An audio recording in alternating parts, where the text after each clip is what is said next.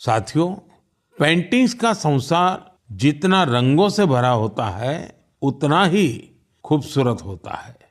आप में से जो लोग टीवी के माध्यम से मन की बात से जुड़े हैं, वे अभी कुछ पेंटिंग्स टीवी पर देख भी सकते हैं।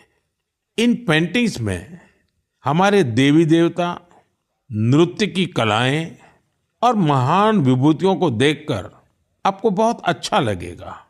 इनमें आपको भारत में पाए जाने वाले जीव जंतुओं से लेकर और भी बहुत कुछ देखने को मिलेगा। इनमें ताजमहल की एक शानदार पेंटिंग भी शामिल है, जिसे 13 साल की एक बच्ची ने बनाया है। आपको ये जानकर हैरानी होगी कि इस दिव्यांग बच्ची ने अपने मुंह से इस पेंटिंग को तैयार किया है। सबसे दिलचस्प बात यह है कि इन पेंटिंग्स को बनाने वाले भारत के नहीं, बल्कि इजिप्ट के स्टूडेंट्स हैं, वहां के विद्यार्थी हैं। कुछ ही हफ्ते पहले इजिप्ट के करीब 23,000 स्टूडेंट्स ने एक पेंटिंग प्रतियोगिता में हिस्सा लिया था। वहां उन्हें भारत की संस्कृति और दोनों देशों के ऐतिहासिक संबंधों को बताने वाली पेंटिंग तैयार करनी थी। मैं इस प्रतियोगिता में हिस्सा लेने वाले सभी युवाओं की सराहना करता हूं। उनकी क्रिएटिविटी की जितनी भी प्रशंसा की जाए वो कम है। साथियों, दक्षिण अमेरिका का एक देश है पराग्वे। वहां रहने वाले भारतीयों की संख्या 1,000 से ज्यादा नहीं होगी। पराग्वे में एक अद्भुत प्रयास हो रहा है। वहां भारतीय दूतावास में Erica Huber free Ayurveda consultation देती है। आयुर्वेद की सलाह लेने के लिए आज उनके पास स्थानीय लोग भी बड़ी संख्या में पहुंच रहे हैं। एरिका ह्यूबर ने भले ही इंजीनियरिंग की पढ़ाई की हो, लेकिन उनका मन तो आयुर्वेद में ही बसता है। उन्होंने आयुर्वेद से जुड़े कोर्सेज किए थे और समय के साथ वे इसमें पारंगत होती चली गई। साथियों, ये हमारे लिए बहुत गर्व की बात है कि दुनिया की सबसे प्राचीन भाषा तमिल है और हर हिंदुस्तानी को इसका गर्व है। दुनिया भर के देशों में इसे सीखने वालों की संख्या लगातार बढ़ रही है। पिछले महीने के आखिर में फिजी में भारत सरकार के सहयोग से तमिल टीचिंग प्रोग्राम शुरू हुआ। बीते 80 वर्षों में यह पहला अवसर है जब फिजी में तमिल के ट्रेन टीचर्स इस भाषा को सिखा रहे हैं। मुझे ये जानकर अच्छा लगा कि आज फिजी के स्टूडेंट्स तमिल भाषा और संस्कृति को सीखने में काफी दिलचस्पी ले रहे हैं। साथियों, ये बातें, ये घटनाएं सिर्फ सफलता की कहानियां नहीं है, ये हमारी सांस्कृतिक विरासत की भी गाथाएं हैं। ये उदाहरण हमें गर्व से भर देते हैं। आर्ट से आयुर्वेद तक और लैंग्वेज से लेकर म्यूजिक तक भारत में इतना कुछ है जो दुनिया में छा रहा है। साथियों, सर्दी के इस मौसम में देश भर से खेल और फिटनेस को लेकर कई एक्टिविटीज हो रही हैं। मुझे खुशी है कि लोग फिटनेस को अपनी दिनचर्या का हिस्सा बना रहे हैं।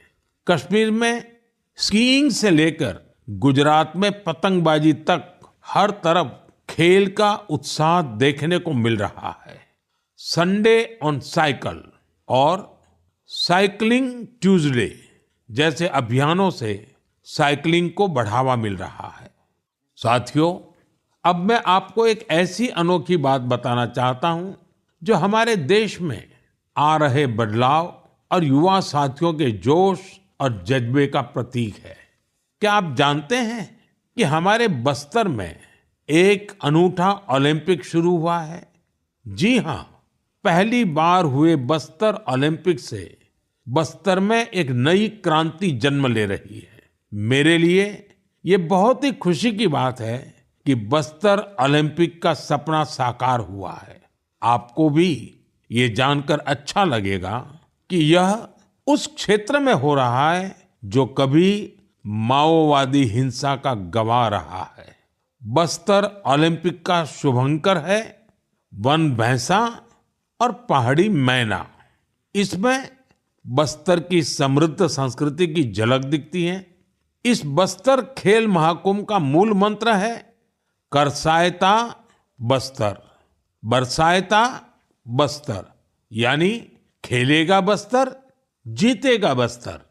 पहली ही बार में बस्तर ओलंपिक में 7 जिलों के 1,65,000 खिलाड़ियों ने भाग लिया है।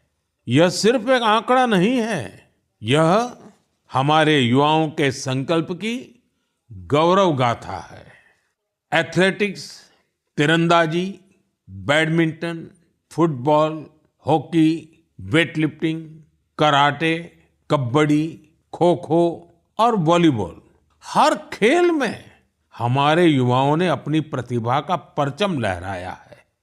कारी कश्यप जी की कहानी मुझे बहुत प्रेरित करती है। एक छोटे से गांव से आने वाली कारी जी ने तीरंदाजी में रजत पदक जीता है। वे कहती है, बस्तर ओलंपिक ने हमें सिर्फ खेल का मैदान ही नहीं, जीवन में आगे बढ़ने का अवसर दिया है। सुकमा की पायल कवासी जी की बात भी कम प्रेरणादायक नहीं है। जेवलिन थ्रो में स्वर्ण पदक जीतने वाली पायल जी कहती हैं, अनुशासन और कड़ी मेहनत से कोई भी लक्ष्य असंभव नहीं है। सुकमा के दोरनापाल के पुनेम सन्ना जी की कहानी तो नए भारत की प्रेरक कथा है। एक समय नक्सली प्रभाव में आए पुनेम जी आज व्हीलचेयर पर दौड़कर मेडल जीत रहे हैं। उनका साहस और हौसला हर किसी के लिए प्रेरणा है।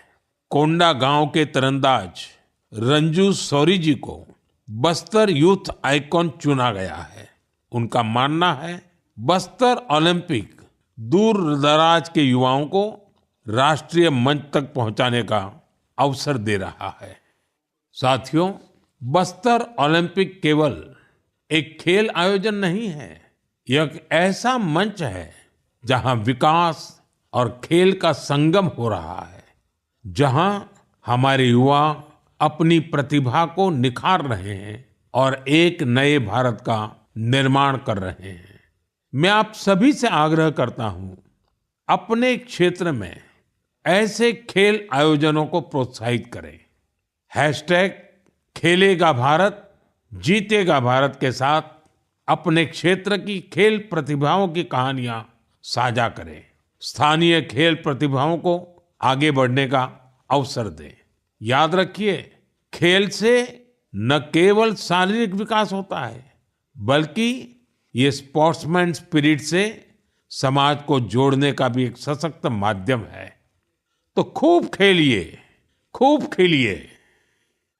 मेरे प्यारे देशवासियों, भारत की 2 बड़ी उपलब्धियां आज विश्व का ध्यान आकर्षित कर रही है। इन्हें सुनकर आपको भी गर्व महसूस होगा।